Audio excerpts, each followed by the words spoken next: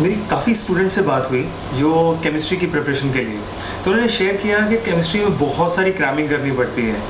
तो मतलब वो क्रैमिंग करने में उनको बहुत दिक्कत आती है। तो जब वो अपने टीचर्स के पास जाते हैं तो टीचर्स उनको बहुत सारे ढेर सारे क्वेश्चंस दे देते हैं कि आप जितने क्वेश्चंस करोगे उतना ही आपको याद रखने में आसानी होगी। रचित, आपने कैसा किया? मतलब अगर फिज़िकल केमिस्ट्री वाला पार्ट देखा जाए और ऑर्गेनिक केमिस्ट्री वाला पार्ट देखा जाए, वो उसमें लॉजिकली, मतलब फिज़िकल केमिस्ट्री तो काफ़ी लॉजिकल है, उसमें याद कम रखना पड़ता है काफ़ी। ऑर्गेनिक केमिस्ट्री में कुछ बेसिक रिएक्शंस हैं, उनको याद रखनी पड़ती हैं। बाकी लॉजिक से मैकेनिज़म्स को समझते हुए अगर हम समझें ऑर्गेनिक को, तो उसमें इतना नहीं है मेमोरी का। अब इनऑर्गेनिक केमिस्ट्री में केमिकल बॉन्डिंग जैसा चैप्टर, अगर हम जो मतलब बेसिक कंसेप्ट्स हैं, मतलब उनको एक तरह से लॉजिक की तरह लें, तो इनऑर्गेनिक केमिस्ट्री में है, मतलब याद करने का है, मतलब पर कुछ बेसिक लॉजिक वाला पार्ट लें, मतलब उसको अच्छी तरह समझें, तो इनऑर्गेनिक में भी जो याद करने वाला पार्ट है उसको इंटरेस्ट से याद करें तो इनऑर्गेनिक भी हो जाएगा याद।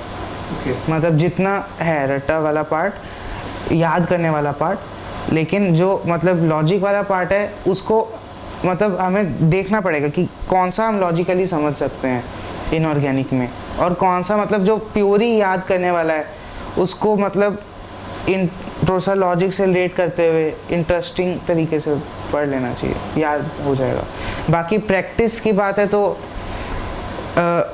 ठीक ठाक प्रैक्टिस ठीक है मतलब इनऑर्गेनिक में, बाकी उसको रेगुलरली प्रैक्टिस मतलब रेगुलर देखना चाहिए इनऑर्गेनिक को, ताकि वो माइंड में सेट हो।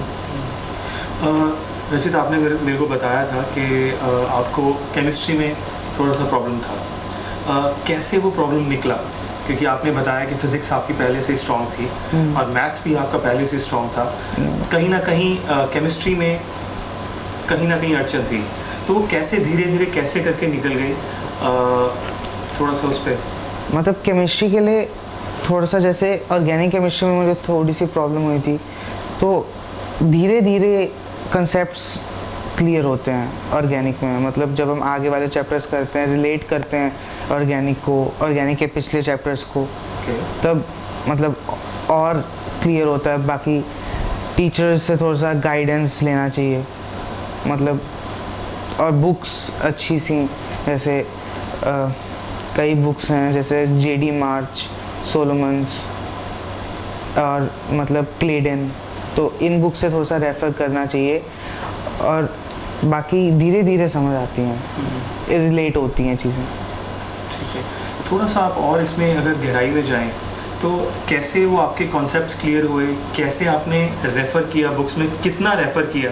क्योंकि अगर हम एक ही सब्जेक्ट की इतनी सारी बुक्स की बात करें तो हर कोई स्टूडेंट ये सोचेगा कि कितनी बुक्स मैं लूँ। तो अगर आप थोड़ा सा इस पर नज़र डालें, रोशनी डालें कि कैसे बच्चे एक कॉन्सेप्ट के से गुज़र सकते हैं।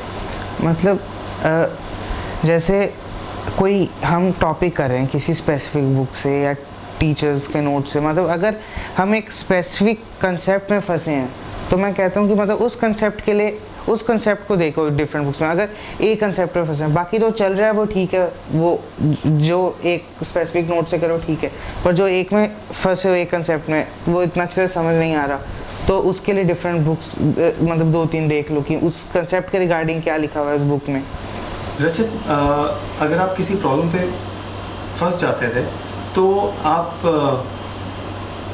कितने टाइम में सोल्यूशन देखते थे, या फिर आप दोबारा कॉन्सेप्ट पे जाके पूरे कॉन्सेप्ट को स्टडी करते थे? तो कितना टाइम आप अपना डिवोट करते थे उस प्रॉब्लम के ऊपर? तो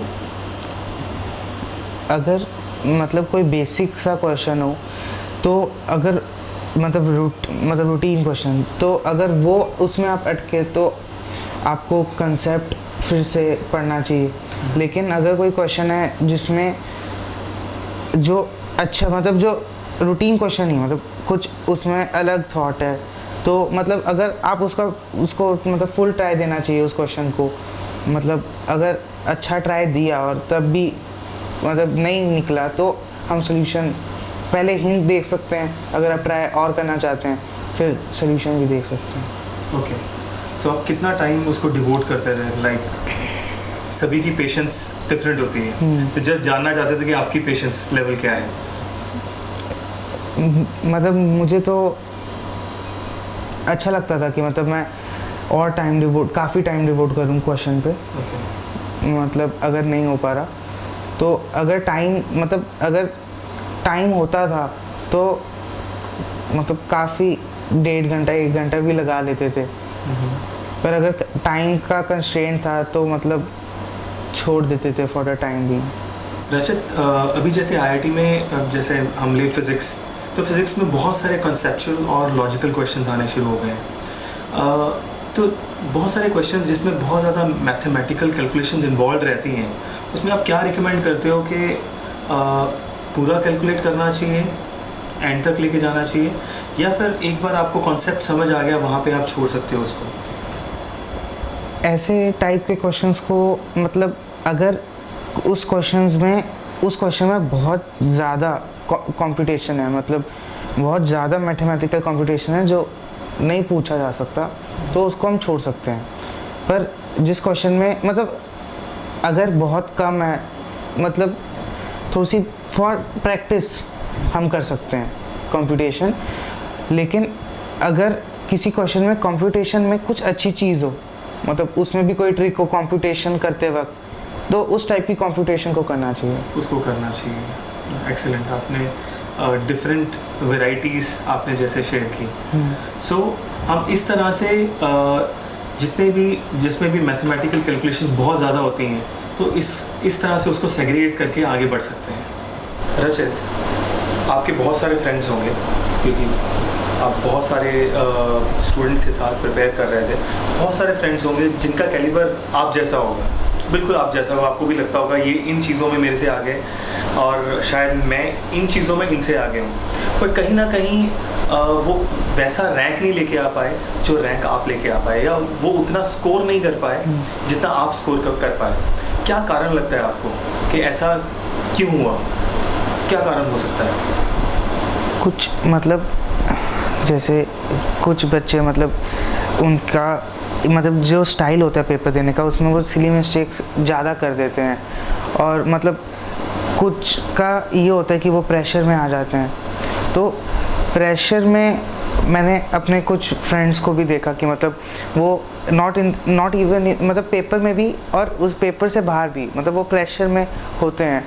तो मतलब प्रेशर को हैंडल करना बहुत ज़रूरी हो जाता है ऐसे सिचुएशन में। तो जैसे अगर मान लो जैसे किसी को पेपर से पहले नींद नहीं आती प्रेशर के कारण, जैसे मुझे भी नींद पेपर से पहले मुश्किल होती है काफ़ी ज़्यादा आनी, मतलब नींद नहीं आती पेपर से पहले। तो उसमें जो आपकी एक टेक्निक थी बॉडी स्कैन वाली, उसने काफ़ी हेल्प की थी। मतलब विदिन 15-20 मिनट्स मुझे नींद आ गई थी।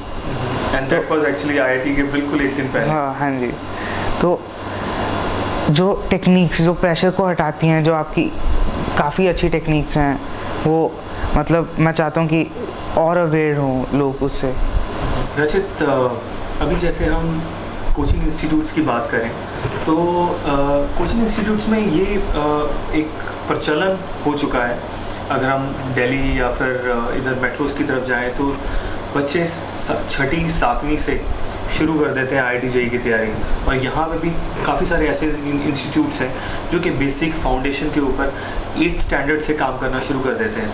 आपका इसके ऊपर क्या कहना है? कब से एक्चुअली बच्चों को तैयारी शुरू करनी चाहिए? क्या ये बहुत ज़्यादा बर्डन नहीं है? तो क्या एक ऑप्टिमल चीज़ है? मतलब ये है कि मतलब ओलंपियाड्स जैसी मतलब स्पेसिफिकली आईआईटी जेईई की तैयारी बहुत पहले से करने का कोई मतलब है नहीं खास, क्योंकि वो है 2 चीज़ की ही। आईआईटी जेईई नीड्स 2 years, मतलब डिवोशन आप 2 साल में दो, ठीक है आईआईटी जेईई की तैयारी हो जाएगी। लेकिन अगर जैसे हमें अपने माइंड को थोड़ा सा डेवलप करना है तो उसके लिए ओलंपियाड्स, मैथ्स ओलंपियाड हो गए, जूनियर साइंस ओलंपियाड होता है एनटीएससी के लिए, उसके लिए आपको पहले से थोड़ा सा फाउंडेशन, मतलब नॉट सो पहले कि 6th क्लास में ही, क्योंकि वो तो थोड़ा सा ऐसा हो रहा है कि थोड़ा सा बचपन ऐसा ख़राब हो रहा है। तो आई थिंक दैट इस ओलंपियाड्स के लिए, जैसे junior science olympiad, maths olympiad, वो आप 8th क्लास से इस ओरिजिनल मैथ्स ओलंपियाड जो होता है उसके लिए तैयारी करो, वो बढ़िया रहेगा ताकि माइंड खुलेगा आपका। रचित, बहुत से स्टूडेंट्स ये बोलते हैं कि अगर आईआईटी की तैयारी करनी है तो जो नॉर्मल बुक्स रहती हैं जैसे एनसीईआरटी हुआ, एचसी वर्मा हुआ, इनसे आईआईटी क्लियर नहीं हो सकती। इसमें आपका क्या कहना है? ये बात ठीक नहीं है, क्योंकि एनसीईआरटीज़ और जैसे एचसी वर्मा ये बहुत ज़रूरी हैं। मतलब एचसी वर्मा प्रैक्टिस के लिए अच्छी है, बाकी मतलब एचसी वर्मा में कंसेप्चुअल क्वेश्चंस होते हैं और एनसीईआरटीज़ तो बहुत ही इंपॉर्टेंट है। तो ये बुक्स मतलब इम्पॉर्टेंट है कि मतलब अगर आपको मतलब 500 रैंक तक पहुंचना है, इम्पॉर्टेंट है। बाकी अगर काफ़ी अच्छा एम करते हैं तो थोड़ी सी एडवांस लेवल क्वेश्चंस करने पड़ेंगे, तो वो डिफरेंट बुक से किया जा सकता है या नोट्स। तो उसके लिए क्या रिकमेंड करेंगे आप, और क्या ये बुक्स सफिशिएंट रहेंगी या इसके साथ और काफ़ी टेस्ट ऐड करने पड़ेंगे या कुछ? मतलब टेस्ट तो ज़रूरी है ताकि हम टेस्ट के सिचुएशन में आ सकें। और अगर डिफ़िकल्ट क्वेश्चंस करने के लिए कई सोर्सेज हैं, मतलब जैसे फिज़िक्स के लिए हैं, एरोडो है, Krotov and advance level problems in school physics, और या आप नोट्स इंस्टीट्यूट से वगैरह। तो इन सबको आप रेफ़र कर सकते हो एडवांस प्रॉब्लम्स के लिए, अगर आपका एम ज़्यादा अच्छा हो। ज़्यादा अच्छा। तो एक बहुत अच्छी चीज़ जो रचित ने शेयर की कि अगर आपको 500 रैंक तक पहुंचना है तो बेसिक जो बुक्स हैं सफिशेंट हैं, लेकिन हाँ अगर आप बहुत हाई एम बनाते हैं तो हाँ बहुत सारे और रेफरेंसेस हैं जिसको आप देख सकते हैं। पर वो जो बेसिक बुक्स हैं उसमें काफ़ी स्ट्रॉन्ग ग्रिप होनी चाहिए, मतलब जो रूटीन क्वेश्चंस हैं उसमें स्ट्रॉन्ग ग्रिप होना चाहिए।